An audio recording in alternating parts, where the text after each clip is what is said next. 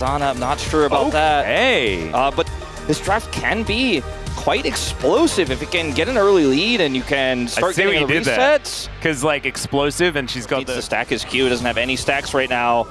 Oh man, this could be really problematic. Let's see how he does manage to do this, as Doran actually tanking the turret, has to flash to get out of the way, and Dudu has survived for now. But now it's going to be Ona starting this one off. Can he actually tank this effectively, as the answer is no. Okay, well, it ended up working out. Flashless or no. The flash out from Pyoshik as well. He's level 5. Another Pulverize comes in as Gumayusi in trouble once again. Explosive charges on in the rocket jump from Berserker, and Gumayusi in so much trouble.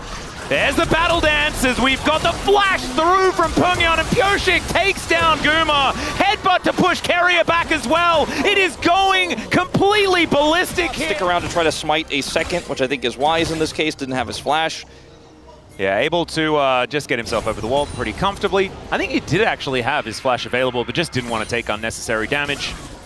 As life is everywhere on this map right now. The needlework coming on in is now Doran. He throws down the equalizer, but it equals nothing, ladies and gentlemen. He's on the floor. Trampling the ground a little bit and all that sort of stuff. It's great to see. But that was once again a little bit of an iffy situation. Pyoshik going to be able to take down. It's going to be really hard to fight this one out as DNF. Oh, here we go. They did manage to get it. Let's see whether T1 just make out like bandits. Try and take just that one, but instead they're looking for a team fight. Faker with his ultimate back up again. And Gumayusi this time thankfully has Featherstorm. Ona comes in. Dudu on a flank angle. Life going to have to use that ultimate. Does do so here. As Pyoshik just taking his Raptors, it looks like these grubs aren't something they're interested in right now. Berserker is getting some plate gold here in the bottom lane, so that's a consolation prize. So keeping T1 interested does pay off in that regard, but with the control they have over set objective here on the blue buff. All right, Life is just getting on in there as Pungyon going to get flashed on by Faker. The shockwave does connect, and now they do manage to at least go 1-for-1. Or do they? Pyoshik trying to get himself out of there, but that is somehow Carrier surviving. I have no idea how he lived there. The rest of DNF making their way in though, as Life once again starting this fight. Over the wall is Carrier, finds the knock up there onto Dudu, who now puts down the mist. He's trying to stay alive, but it's not quite working. The needlework! Oh my god, he manages to get one as Ona goes down and Faker is on the floor, and now the rest of T1 are on the wrong side of the fight. Untargetable as Pyoshi's able to take down Carrier, and now Guma with no friends left has nowhere to go. Can they save the turret? Doran's getting the turret. I don't know whether they're going to be able to save it, as he takes a lot of damage from the turret and Pungyon, as now he's going to try and cook him, and there he goes. Oh, DNF being able to win out there. Doran was able to equalize it, grab himself a turret, and first turret blood actually went over to T1 as well. But the soul itself is actually super powerful for Gwen that's going to get low and be in that big brawl. And what they're doing here to Dudu is over the wall goes Ona, and they look to just take down the turret immediately. The knockup does connect, and now Dudu's going to try and get in there. I don't know about that one, as Doran's already flashed away. Huge pulverize as the Gwen does go down, but the equalizer positioned pretty well. Buster shot gets Carrier out of there with his life, and the Featherstorm will eviscerate the Tristana. To be able to take down this dragon, DNF not really up with the timing on that one, and with the state of the game, it makes sense. This is Carrier on Rakan. Like, this is T1's bread and butter with their best performing players at the moment on exactly what they want to be playing. We're starting to see the DNF not really able to do much about it, as Life is just going to get cooked, ladies and gentlemen. He could even just be dead right now. As Carrier goes in, and Faker's able to pick that one up, but they also get Berserker as well. Just sweeps them up underneath the turret. Pungyon gets in. It's another unfortunate teleport. Things get dicey here. He's also tracking Pyoshik right now, so I know Pyoshik's not going to come over here and look for a smite, but he may look for a kill. Yeah, he does throw his doggos forward. But Doran is like, my flash for Otacon, you know, we know Pyoshik's not nearby. You guys can press your D key on that one and take it out. Yep, we take those. Probably what he's going to be saying as Carrier moves down towards his bottom side. I don't think he's going to be saving this turret, as Dudu's able to lock that one down. It's just that. That is insane. But, I mean, that was, again, the lack of coordination here for DNF. They're going to go for one more Hail Mary. Okay, nope. They decide not to because their jungler is nowhere near, and I think this is wise. But I mean, you can't just give everything, because then you just lose the game. Equalizer goes down, and it's T1 that are engaging. The shockwave lands on absolutely nothing, and Dudu is now in trouble. The Gwen not feeling as powerful as she once was, and will be taken out there by Ona.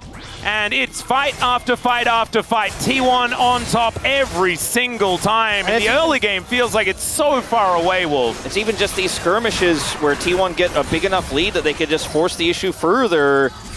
That is so overwhelming, it seems like, for DNF. They just cannot deal with it. They're not able to even play the Vision juggle game. They're not able to play the red buff juggle game without catastrophic results. It once was a small goal deficit, like you said. Feels so far away, the early game. T1 like, thanks for the bonus exit kill as the third death for Pungyan.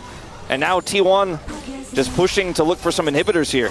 Yeah, and still a minute and a half left on this Baron. The Rebel Baron power play only going to increase from here as a bit of a zoning equalizer just to soften them up and convince them that this inner turret is not worth fighting for. And understandably, DNF will agree with them. Does mean that now there isn't a equalizer for the next little bit of sieging. But we'll see whether T1 just try and force anyway, because Owner is so incredibly scary. Does find the Wind Becomes Lightning onto Pungyan. Pungyan has his ult, but he's level 14. The Faker is level 17, so I don't think they're that concerned about it. No. And it hasn't really been hitting the right targets recently anyway, as inhibitor number 1 to go down, the second one short to follow.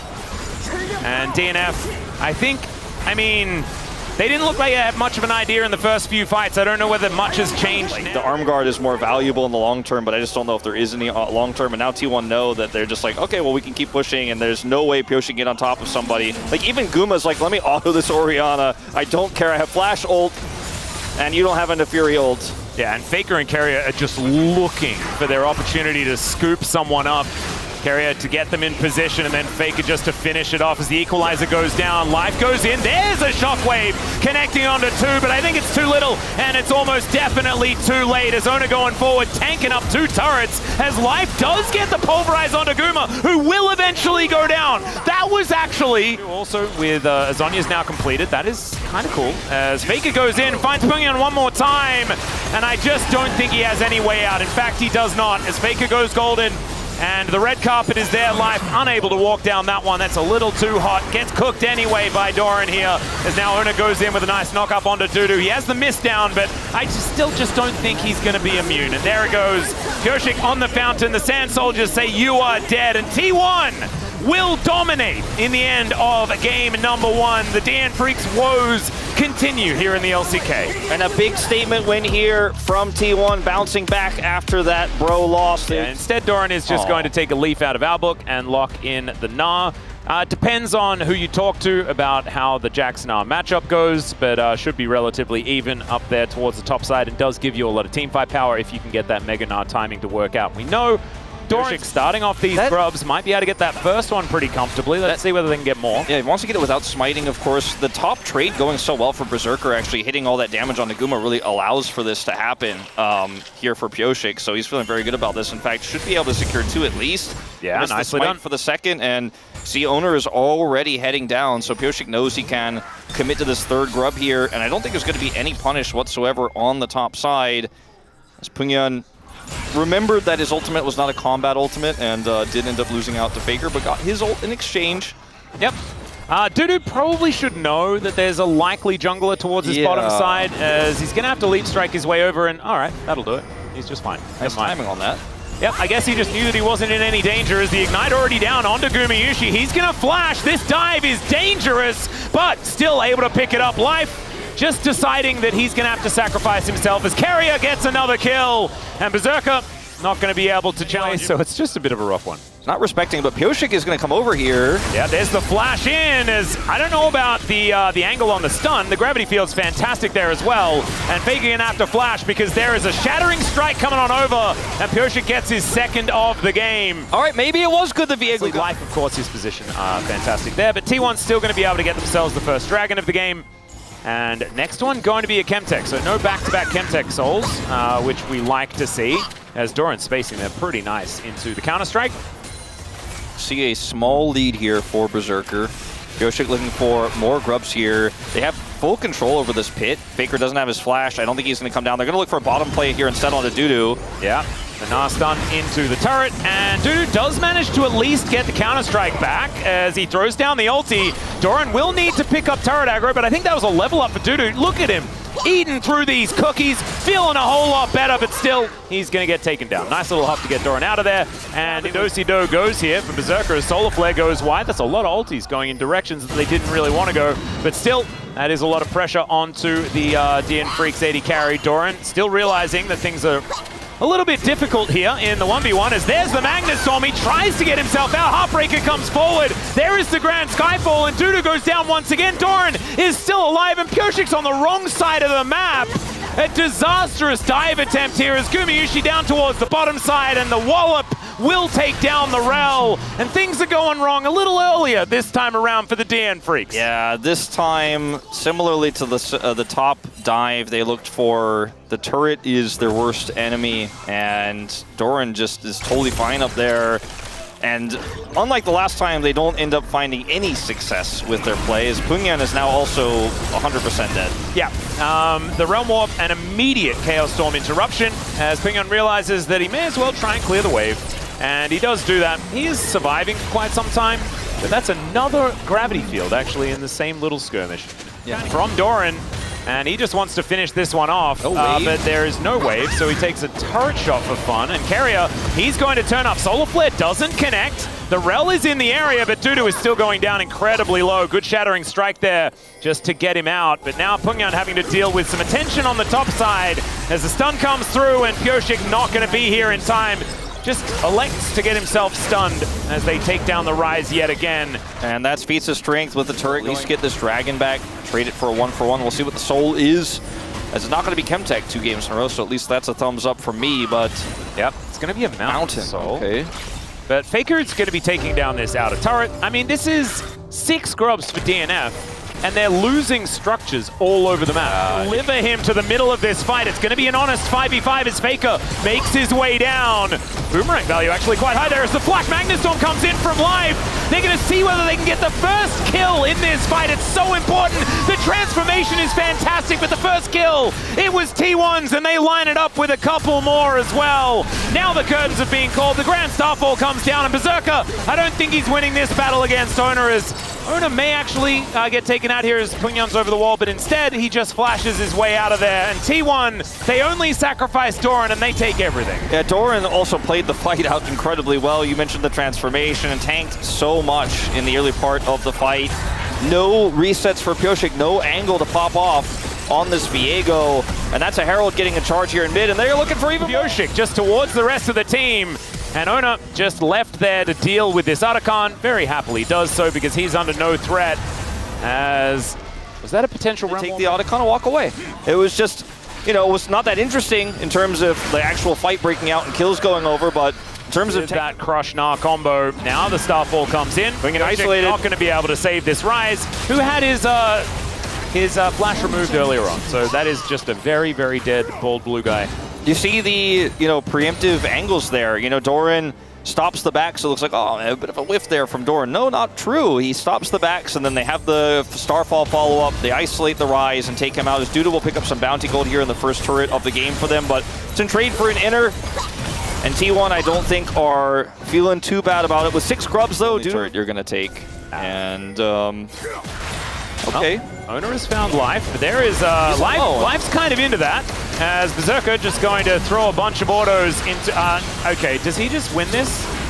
Oh god, Owner is so scary. There is 990 gold going over to Pioshik once again, as the Deadly Flourish comes down. Carrier could be dead. The resets are starting to come in.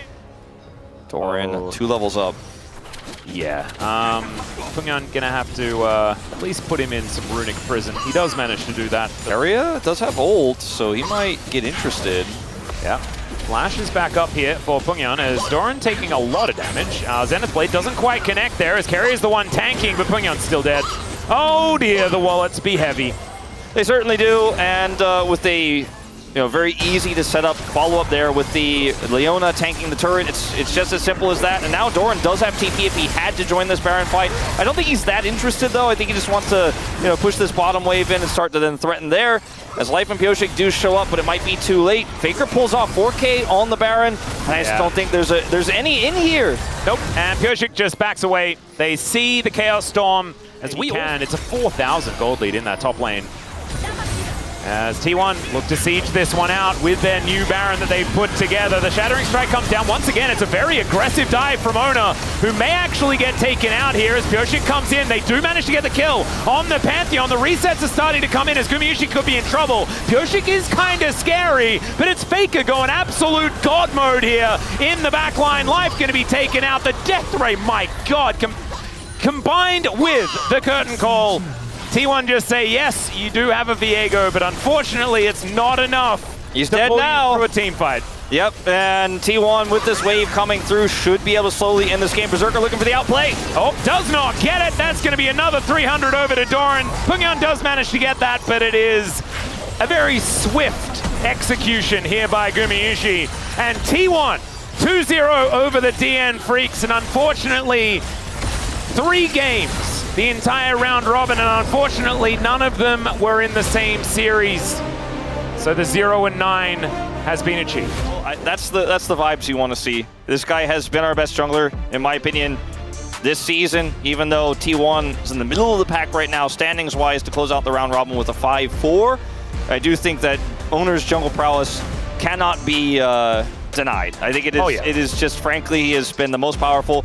I do think there needs to be a little bit more attention given to him in draft. A lot of teams are kind of half going after Faker and trying to then otherwise ban meta picks. But man, if you give Oner these champions that can't be damaged while they're using certain ability, he does kind of go forward. He goes forward and stays on top of you, and he wins POM.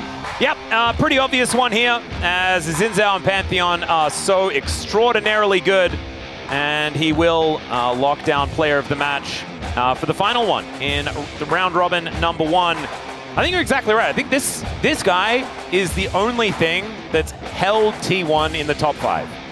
Because outside of that, I think that they might have lost some other matches, right? Because even in the matches that they weren't doing necessarily so well in, Oner was still performing exceptionally well. So I think it is, like, no understatement to say that he's been the best performing jungler so far in the LCK, and he's absolutely needed to. He hasn't been pressed. Where they are. He hasn't been pressed, really. He hasn't been pressed. It has been other parts of T1 that have struggled and that he's, tried to carry and lift the weight and has crumbled at times, but in their wins, it feels like it's coming up all Oner every time. Yeah, this guy has looked absolutely fantastic. We'll now be able to get a conversation with him as well, which is going to be absolutely fantastic. Hear from what T1's plans are going to be moving into the second round robin as well, I think is going to be really important. And thankfully getting a win after that devastating loss against Bro, the fact that last week wasn't exactly the most fun, and then I believe going into the telecom war in their next matchup Sunday as well, which could be an interesting one. I mean, after this victory here, I feel less okay about KT, but we might have a series. I'm looking at my hands now and there's sort of nothing there, but you never know. Sometimes the telecom war just delivers. Sometimes. Not sure if it will this time, but BDD, I think, and Kaz are going to be the ones that are driving the delivery truck if it is going to show up. Yeah, let's see whether that does happen. I think we are getting closer and closer to the interview, and in fact, here it is right now, so let's throw it over. Thank you very much, guys. This is Dear for the POM interview translation. We are here with Oner on the side of T1, who just defeated DN Freecs. Congratulations! Thank you, thank you. You secured a victory to wrap round 1. How do you feel? It was our last match of round 1 of the regular season. I'm just really relieved that we're able to close it out with a win, and we'll have to prep harder for the upcoming round. And after the defeat last match, what did the team discuss? I think we really slipped on our own mistakes, so I think we just had to really brush up on our basics. And that's what we tried to practice around. And in Game 1, you had an amazing gameplay with Xin Zhao, making some of us go, why leave Xin Zhao open? And since Vi is a must-ban pick, excluding her, if you had to blind pick jungle, is Xin Zhao the best choice? I think he would be considered a very high tier. And I think right now in the current meta, Xin Zhao does do really well in trades, which is quite important in the current meta right now. So So does Sinzao not really have a matchup or a counter? I feel like in the current state, Sinzao definitely is the best option out there. And this is actually a strictly personal question by Helios, but why don't you ever use Secret Agent Sinzao? You know, I've actually tried it out a few times, but it's just really not my style. Yeah, he said you guys are besties from playing Arena together. I guess not. And looking at game 2, well, Jungle Pantheon in the current state of the LCK has a very high win rate with 7 wins and 2 losses, and it's been played more often in the jungle than support. So what matchup or comp do you get the most out of this pick? I think just considering how you can pressure a lot of the side lanes with the ult, I think Pantheon is also considered pretty high tier in our opinion. So I think that's why we've been seeing a lot of him, and he has a pretty good win rate too. And Doran has reached 3,000 assists today. Would you like to go ahead and congratulate him? Yeah, Doran, congratulations. Next time, I will make sure that, you know, we share the same name owner. I can also reach 3,000 assists just like you. And in round 2, what kind of performance do you want to show? You know, there's a lot of underwhelming moments in round 1, so we just want to make sure that we have a better win to loss ratio in round 2, making sure that we perform better. You know, I'm very... So, on your YouTube channel, I saw how Kwon taught you how to do the finger heart the right way. So, since you got a POM today, please share what you learned with your fans. Yeah, the 3 different finger hearts? Do you know what the 3 different ways are? Do you want me to go ahead? No, my hands are full, so I think you'll have to show us.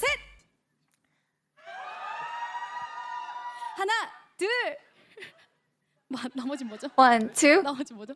What's the rest? Did I not do it at all? Look at the camera and do it again. Wow. So good. I love you. And lastly, I love you. Yay. Thank you so much. Give it up for Owner for that amazing performance, for that victory. And this upcoming Sunday, you will be at the Suwon Convention Center for the LCK Roadshow against KT. What mindset will you play with? No, last home ground, we had invited the opponent over and we had ended it with a loss, which was a bad memory, but I hope that we can get our revenge this time around. So we'll make sure to prep hard and put even more effort so that we can get a great result. And that's the end of the interview with Owner, and back to the space. Thank you.